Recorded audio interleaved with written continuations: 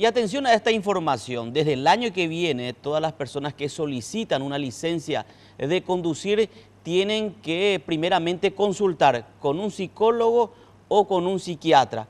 Estos profesionales médicos tienen que certificar para que usted pueda obtener su licencia de conducir.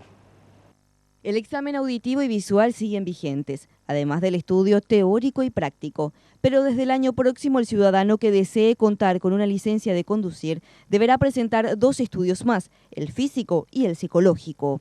El aspirante a conducir está psicológicamente preparado para conducir. Eso significa, si está preparado para hacer una maniobra, un adelantamiento, ¿verdad? Es con relación a eso, no un examen psicológico que tendrá que hacer un estudio completo, ¿verdad? Ante un psiquiatra. Esa es la intención. Acá, si una persona está físicamente está bien, ¿verdad? Se pide un examen si tienen todos los miembros, ¿verdad? Brazo, pierna, ¿verdad? A las personas que no cuenten con alguna de sus extremidades no se les negará la licencia, aclaran, pero ellas deberán cumplir con un requisito más, la revisión de sus vehículos.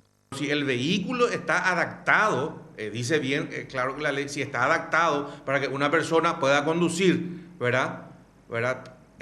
Va a poder obtener su licencia de conducir. Estos estudios podrán practicarse en cualquier centro médico, sea del sector público o privado. La Agencia Nacional de Tránsito y Seguridad Vial asegura que este examen psicofísico no es una novedad para algunas municipalidades, debido a que por lo menos figuraban en sus ordenanzas como requisitos para la expedición de licencias, aunque al parecer no se hacían cumplir.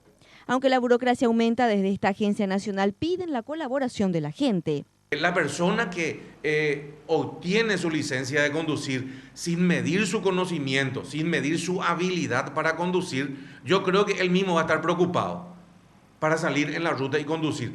Estos requisitos serán fundamentales para todo tipo de licencias, ya sea las particulares o profesionales, aunque en este segundo grupo, dependiendo de la categoría, las exigencias en cuanto al examen visual y auditivo serán más estrictos.